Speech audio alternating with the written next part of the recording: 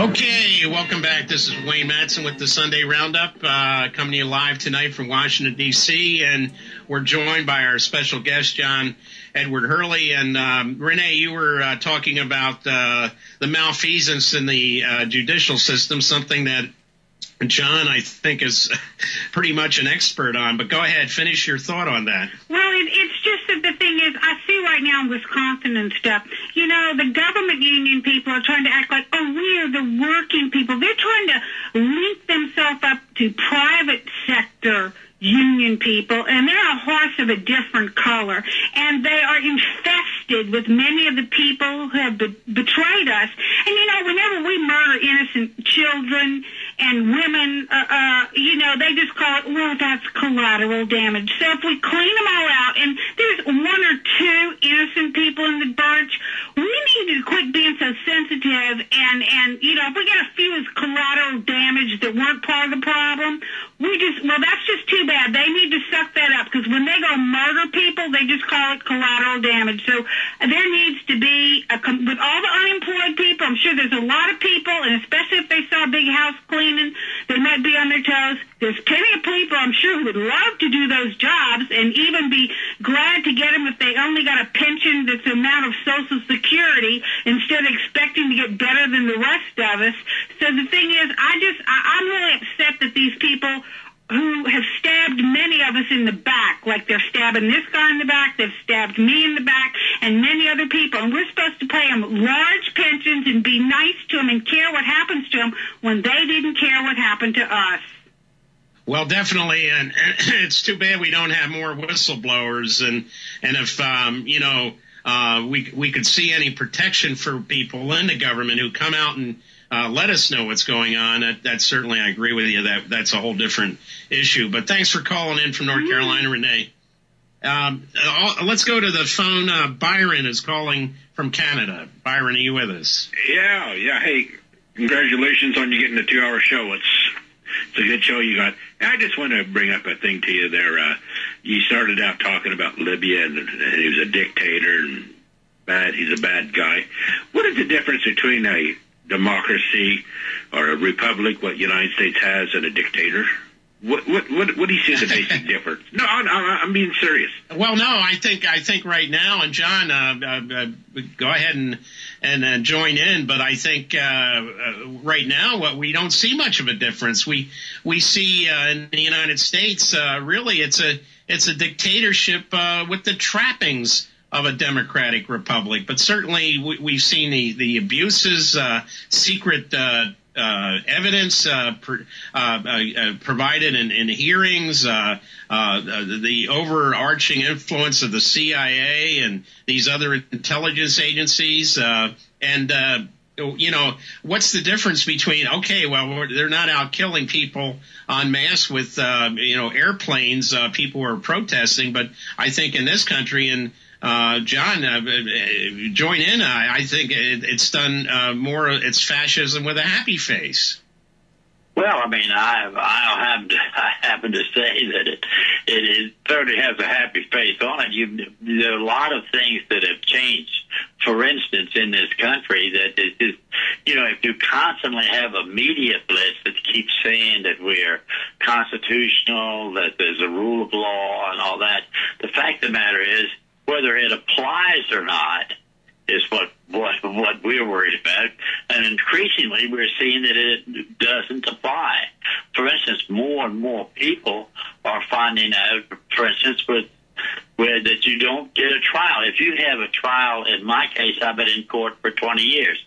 That's not justice.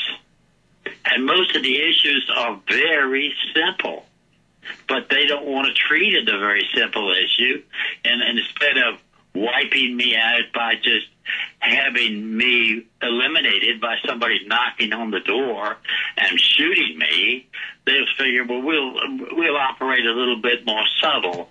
We will just break him by continuing to not treat of his issue, treat of some other issue, and so on. And of course, I know a lot of friends of mine that I do these things at the National Press Club for people that don't get any coverage, and people are put in jail all the time on false evidence and then they don't recover anything. They'll make a big deal out of somebody, one or two people recovering, but there are thousands of people that are not recovering anything.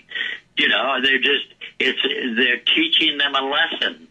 You know, the oligarchs in this country are teaching individual people a lesson. Do you want this to happen to you? Somebody tries to assert his rights and the oligarchs don't happen to agree with it. I'm talking about in this country. And they don't agree with it, then they'll sue him, or his insurance will be canceled, or something else will happen to him. Oh, what a shame.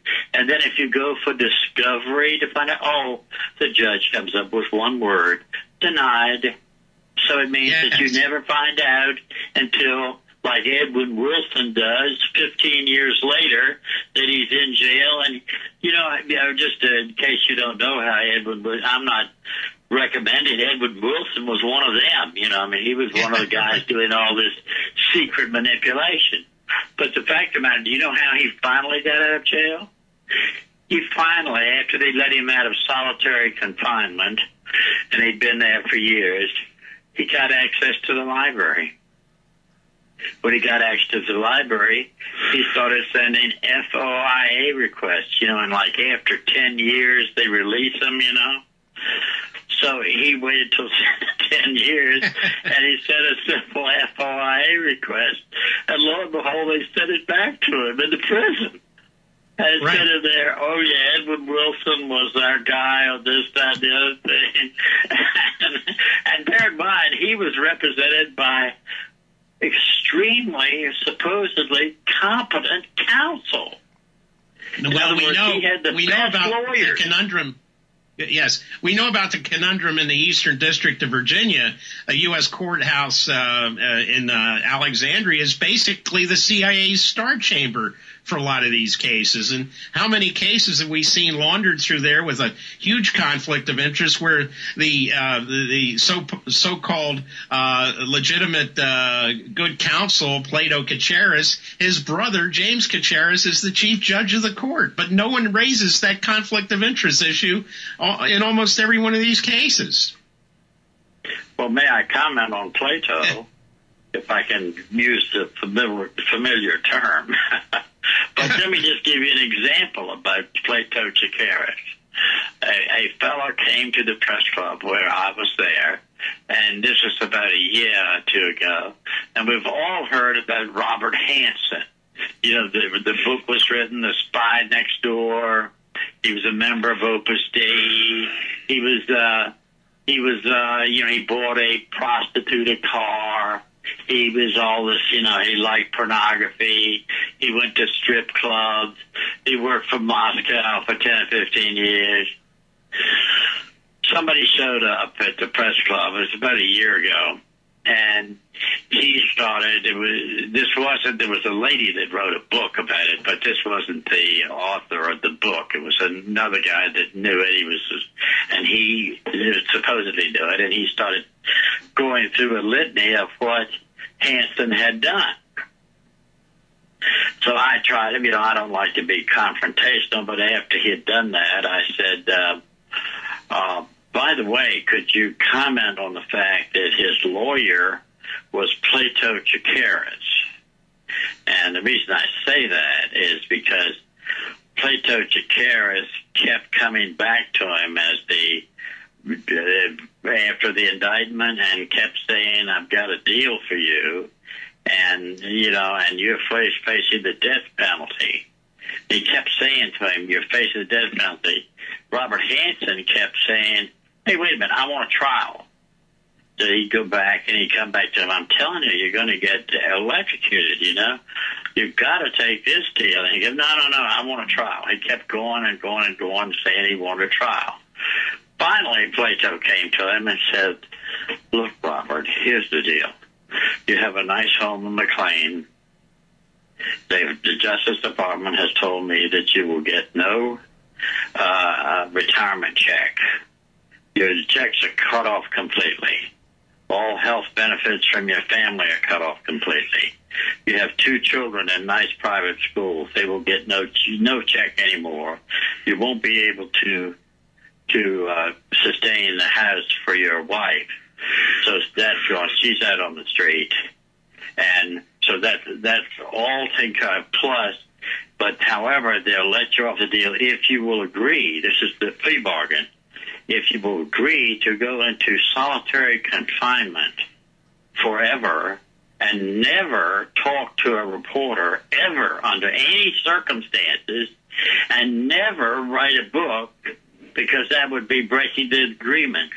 If the only way you can have your wife stay in the stay in the home, or be not out on the street. So I'm not saying that I know what Robert Hansen did or did not do, but I know that the story that the guy gave me at the press club was taken directly from the indictment. There has been no evidentiary proceeding against any of that. In other words, this could be a complete dream of the Justice Department's prosecutors. You never proved that he was with any prostitute at all. They said he was. They said he went to the strip club. They said he bought a car. They said he was showing pornography. That's different from having an evidentiary proceeding. Right. And, John, we'll be right back after this short break, and we'll talk about who Robert Hansen's closest associate was at the FBI, which might have had something to do with that. This is Wayne Madsen from Washington.